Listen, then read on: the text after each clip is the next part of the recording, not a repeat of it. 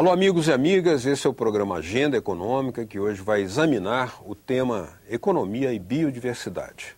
A destruição de ecossistemas da Terra deve começar a afetar economias de vários países nos próximos anos, de acordo com um relatório da Organização das Nações Unidas, ONU.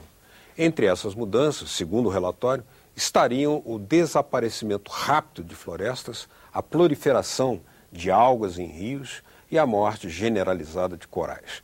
Até o momento, a ONU calculou que a perda anual de florestas custa entre 2 trilhões e 5 trilhões de dólares, um número muito maior que os prejuízos causados pela recente crise econômica mundial. A Amazônia é citada como um dos ecossistemas ameaçados de atingir o chamado ponto sem volta, mesmo com a recente diminuição das taxas de desmatamento e com o plano de redução do desmatamento que prevê a queda de 80% até 2020 em relação à média registrada entre 96 e 2005. Para nos falar sobre economia e biodiversidade, em especial sobre o potencial econômico da região que representa, a nossa convidada do programa Agenda Econômica hoje é a senadora Vanessa Graziotin, do Partido Comunista do Brasil, do Estado do Amazonas. Participa do programa o jornalista Floriano Filho. Senadora, seja bem-vinda à Agenda Econômica. Economia e biodiversidade é um tema muito da sua região que está lá. Mas esse alerta da ONU, especialmente esse cálculo, né, em que uma perda estimada entre 2 e 5 trilhões, são muito superiores aos trazidos pela crise capitalista mundial. O que isso pode servir de reflexão? Na realidade, há algum questionamento, aliás, muito questionamento em relação a esse relatório, porque não se encontrou ainda, em nível mundial, uma fórmula que mensure exatamente o valor da biodiversidade do planeta. E se você não tem uma fórmula que mensure exatamente o valor, você tem dificuldade de falar de números. É uma estimativa que as Nações Unidas apresentam nesse relatório. Entretanto, por outro lado, eu acho que o mundo, e o Brasil não pode ser diferente, tem que estar alerta à questão ambiental, porque os padrões com que o desenvolvimento ocorreu até agora não pode continuar do mesmo jeito, porque o meio ambiente tem sofrido drasticamente com isso, não há dúvida em relação aos cientistas do mundo inteiro no que diz respeito ao aquecimento global, né? As mudanças climáticas, a dúvida que se tem é o nível de aquecimento e os números que se divulgam. Entretanto, os impactos, não é, que o homem tem causado sobre a natureza nos processos de desenvolvimento, de produção, têm sido impactos em alguns aspectos e em algumas localidades irreversível. Então, cuidar do meio ambiente deve ser uma preocupação das nações de todo o mundo, porque cuidar do meio ambiente é cuidar do homem. Por isso que hoje nós falamos muito do desenvolvimento sustentável. Sempre junto com a palavra desenvolvimento tem que vir sustentabilidade e inclusão social. Acho que as Nações Unidas avançou muito, porque mesmo nas questões ambientais ela não fala nunca do cuidado ambiental sem falar também, junto disso, da necessidade que nós temos no mundo de erradicar a pobreza. Erradicar a pobreza. E o próprio princípio que as nações utilizam é um princípio justo, ou seja, responsabilidades divididas, entretanto, com parâmetros diferentes, porque nós não somos iguais. O Brasil, se por um lado é verdade que nós somos uma nação que contribui muito com a poluição e emissão de gases de efeito estufa, né? Por outro lado, não somos o principal e nós ainda estamos em processo de desenvolvimento e existem nações que já alcançaram o desenvolvimento e têm uma participação muito maior do que o Brasil. E não é justo que o Brasil, uma nação que está em formação ainda, tenha o mesmo tratamento internacional que tenha, por exemplo, os Estados Unidos. Então, a própria Nações Unidas, a Convenção Quadro das Mudanças Climáticas já trata de forma diferente. Assim é o Protocolo de Quioto.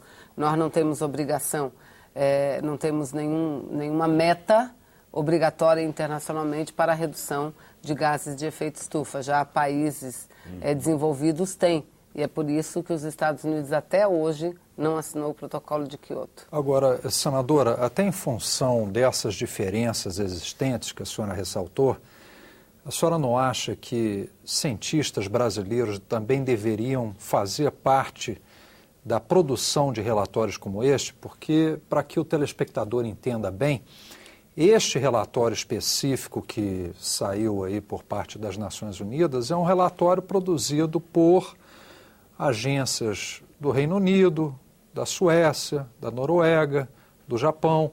Quer dizer, o Brasil tem cientistas de primeira linha no campo internacional, que podem também participar dessas avaliações. Por exemplo, eles montaram um quadro nesse TEB, que certamente deve ser a sigla em inglês para o relatório, que apontam num dos pontos que mais nos diz respeito, que a conservação de florestas evita emissões de gases de efeito estufa no valor de 3,7 trilhões de dólares.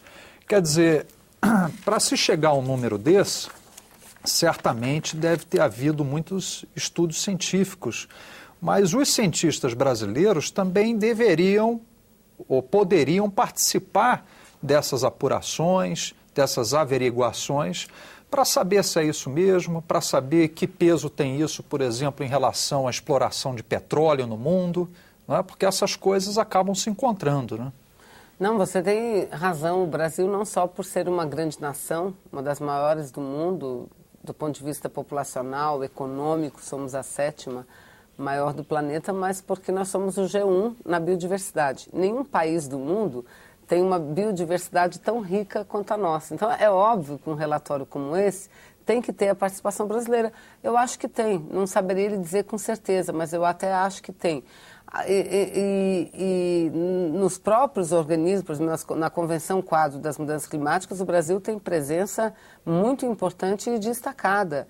Agora mesmo, recentemente, monitoramento que é feito pelo INPE, não o INPA, o INPE, Instituto de Pesquisas Espaciais, o monitoramento da Amazônia, das queimadas, e a fórmula como eles estão estabelecendo isso e medindo, por conta disso eles foram chamados para o trabalho internacional, mundial.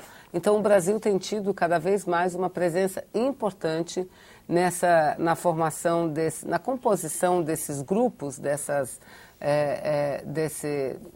desses grupos que se formam internacionalmente para fazer a valoração, para fazer a medição, para reconhecer a biodiversidade do planeta. Isso ainda é algo muito novo, porque aquilo que eu disse, não é fácil você mensurar e valorar a riqueza natural, que é o que eles chamam de capital natural, que é a biodiversidade, é a riqueza natural do planeta. Agora você tem plena razão, nós é que devemos ser ouvidos antes de qualquer uma outra nação, antes de qualquer instituto de pesquisa, não é? O Brasil tem que ser ouvido, porque nós também estamos bem adiantados no que diz respeito ao controle, a acompanhar o desmatamento. Os institutos de pesquisa do Brasil têm dedicado uma parte importante dos seus estudos, das suas investigações a essa questão do meio ambiente e da natureza. Agora, até por ser um terreno relativamente novo em termos de conceitos, em termos de formulação de uma nova concepção econômica da biodiversidade, é preciso estimular o debate sobre as fórmulas de cálculo que estão sendo utilizadas, né? E uma explicação, por exemplo, para esse documento da ONU, é de que o cálculo foi feito com base em valores estipulados no projeto de economia de ecossistemas e biodiversidade, levando em consideração o seguinte: os serviços prestados pela natureza, como a purificação da água e do ar, a proteção de regiões litorâneas de tempestades, a manutenção da natureza para o ecoturismo, coisas que têm valor inestimável para a sociedade e são tangíveis, né, do ponto de vista econômico. Agora, isso estaria sugerindo, senadora, a elaboração de manuais econômicos mais modernos que considerem também essa outra dimensão de economia? Na realidade, essa questão, se você inclui o componente ambiental na economia, não só do Brasil, mas do mundo inteiro. De fato, esse TEB, uma sigla em inglês chamada TIB, significa Economia do Ecossistema e da Biodiversidade. As Nações Unidas teve a participação brasileira, apresentou um estudo, inclusive, eu acho que há uns 2 anos foi apresentado no Brasil. O pesquisador chama-se Pavan. Eu estive com ele recentemente no encontro agora da Globo Internacional, que é uma entidade que agrega parlamentares preocupados com o meio ambiente, não é? E o Brasil toma parte nessa organização internacional. Ele esteve conosco e o debate foi exatamente esse da economia, a valoração da natureza, ou seja, do capital natural. Então, a UTIB, que é um estudo, né, um modelo estatístico de estudo, de investigação, sugerido pelas Nações Unidas. E está em curso no Brasil, o UTIB Brasil, que é o estudo da nossa biodiversidade. Agora, não é uma coisa simples. Pra você ter uma ideia, o governo lançou há pouco tempo como é que nós chamamos? O conjunto, vai unificar o conjunto de informações em relação à flora brasileira, não é? Que é o inventário da biodiversidade, flora, fauna, principalmente flora, porque nós temos os institutos de pesquisa que têm seus herbários, têm as suas informações, mas elas não estão ligadas entre si. Então, quantas espécies a gente pode dizer que tem de espécies vegetais na Amazônia? Não podemos dizer, nós não sabemos, nós estimamos milhares e milhares e milhares de espécies. Dos animais é a mesma coisa. Então, está em andamento esse estudo por parte do Brasil, dirigido pelo Ministério do Meio Ambiente, mas o IPEA faz parte desse estudo. E tudo isso para quê? Tudo isso para quê? Porque há um entendimento, do qual eu concordo, que a gente precisa começar a prestar atenção no uso da natureza para o processo produtivo. Na água, no que diz respeito à água, nós já estamos mais avançados. Nós temos, por exemplo, os comitês de bacia. Então, para se utilizar a água, já muitos comitês de bacia cobram pelo uso da água. Aí pergunto, mas isso é justo? Isso é correto? Eu acredito que sim. Por quê? Porque o que acontece hoje no mundo? A natureza, ela é utilizada de forma privada para o processo produtivo, de forma privada. Então, os segmentos privados, eles se apropriam dessa riqueza natural. Então, eles tomam para si, de forma privada, os benefícios que a natureza dá. Entretanto, os malefícios, os prejuízos que esse processo produtivo causa à natureza, eles são coletivizados, eles são socializados e geralmente atingem os mais pobres. Geralmente atinge o mais pobre. Então, nós temos que regular, sim, levar em consideração. Na questão econômica, o Ministério da Fazenda também pensa assim, da Fazenda do Brasil, a utilização da natureza. Agora, pensando no quê? Pensando no bem comum. Não para transformar isso numa mera mercadoria e para que grupos, conglomerados econômicos, internacionais ou nacionais, se aproveitem disso, não. Nós temos que mensurar, valorar isso para quê? Para o bem-estar coletivo e não para servir de lucro para meia dúzia. Agora, senadora, foi até bom a senhora ter tocado nesse aspecto, que é a atividade econômica que tem impacto direto sobre grandes ecossistemas, como é o caso lá da Amazônia, porque para a gente ter uma ideia melhor desse estudo da ONU, ele vai além da questão da flora e da fauna. Ele abarca questões como, por exemplo, culturais também, mas abarca questões, eu ia me referir à questão da mineração. A gente sabe que o Brasil não é rico só em biodiversidade, é um país riquíssimo também em recursos minerais. E existem já várias mineradoras aqui no Brasil, inclusive grandes mineradoras estrangeiras atuando. E com esse anúncio do governo, estimulando ainda mais a mineração, a senhora teme que essas atividades econômicas na área mineral, que já acontecem também na Amazônia e em outras partes do país, acelerem processos de degradação?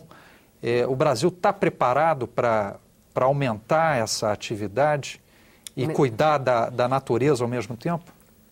Se nós não estamos, nós temos que nos preparar brevemente, porque essa é uma riqueza importante que nós temos no país e que nós não podemos deixar de utilizá-las. Afinal de contas, a gente tem um contingente da população brasileira que vive... o Brasil, o governo tem diminuído muito a pobreza, muito a miséria, mas nós temos um contingente de brasileiros e brasileiras que vivem em situação extremamente precária. Então, nós precisamos de recursos para garantir uma qualidade de vida melhor às pessoas. Nessa área da mineração, nós precisamos trabalhar não só o componente ambiental, mas o próprio componente econômico. Há pouco nós falávamos no plenário a respeito do assunto, porque da forma como a exploração mineral ocorre no Brasil, é um absurdo, porque a exploração se dá, e da forma como se dá, ela é exportada. Nós não agregamos valor nenhum. O minério de ferro, ele é extraído e é exportado como tal. Sequer o aço nós exportamos, se quer transformar o ferro em aço, o Brasil faz. Então, esse é o grande equívoco. Até pouco tempo, já não é muito tempo. Passado, né? Lembra qual era a polêmica da Amazônia? Porque havia exportação de madeira em tora. Hoje já não há mais de madeira em tora, mas ainda continua a madeira não sendo beneficiada como poderia ser. Nós continuamos exportando a lâmina da madeira, mas já há um beneficiamento, há um mínimo de processo de valor agregado, um mínimo ainda, mas a gente exporta para a Europa, para a Itália, para a Espanha, e de lá vem os móveis caríssimos que a classe A no Brasil consome, compra. Então é isso que nós temos que reverter na mineração. Explorar sim, agora com todo o cuidado ambiental, porque nós temos que ter ações de mitigação e ações de adaptação e ações de mitigação, mas nós não podemos deixar de explorar, porque o que nós entendemos, nós temos que cuidar do meio ambiente. Agora, o cuidado com o meio ambiente não significa deixar as coisas como estão. Nós não vivemos num santuário. O Brasil tem quase 200 milhões de pessoas, na Amazônia são 25 aproximadamente milhões de pessoas, que lá vivem e vivem muito mal, não passam fome, como no Nordeste, porque tem muito peixe, porque a natureza é abundante, não é? Mas que tem que explorar, tem. Por exemplo, lá no meu estado, que é o estado do Amazonas, nós temos a maior reserva brasileira de silvinita. A silvinita, ela produz o potássio. O potássio além de ter vários usos na alimentação, na indústria alimentícia, de vitaminas, de medicamentos, portanto, ela tem um uso na agricultura que ela é um do tripé, compõe o tripé, nitrogênio, cal, o cal lá que coloca para melhorar a acidez da água, da terra, e o potássio. Então, é um dos 3 componentes principais da agricultura brasileira. E nós importamos esse... É um prejuízo à balança comercial elevadíssimo, e nós temos lá uma reserva. Então, parte do déficit. Exatamente. Próximo a Manaus, inclusive muito próximo de Manaus. Descobriu-se primeiro no município, e agora já em Altazes, que é mais próximo a Manaus, em Nova Olinda do Norte, agora Altazes. Então nós temos que explorar. Agora explorar com o quê? Com todo cuidado.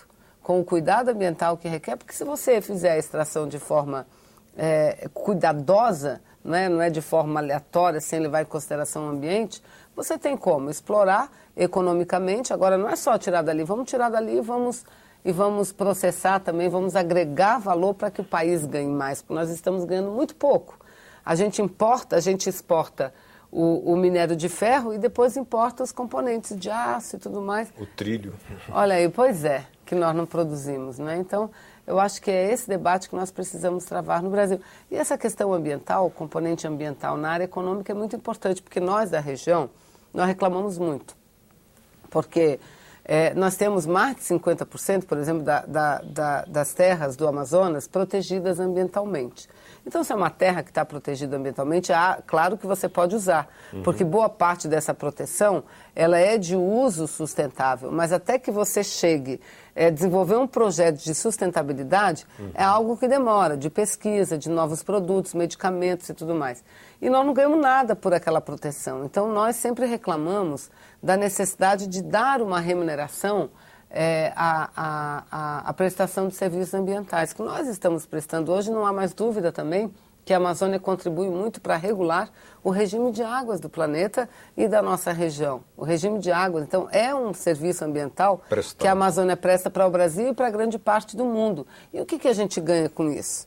A gente não ganha muita coisa, então nós precisamos de recursos para poder desenvolver esses projetos. A gente tem um projeto maravilhoso, desenvolvido pela Secretaria de Produção Rural do Amazonas, em áreas de preservação. Vamos falar desse projeto no próximo bloco? Sabe? Vamos, Nosso tempo aqui já esgotou nesse bloco, e no próximo bloco, então, vamos entrar mais a fundo na Amazônia, falando desses temas, aquilo que a floresta da Amazonas é presta de serviços para o Brasil e para a humanidade como um todo, para o clima, mas também dos alertas feitos sobre o desmatamento da Amazônia e a outra parte, que é a parte em que o Brasil aparece como exemplo de ter feito o seu dever de casa em relação a reduzir o desflorestamento da Amazônia.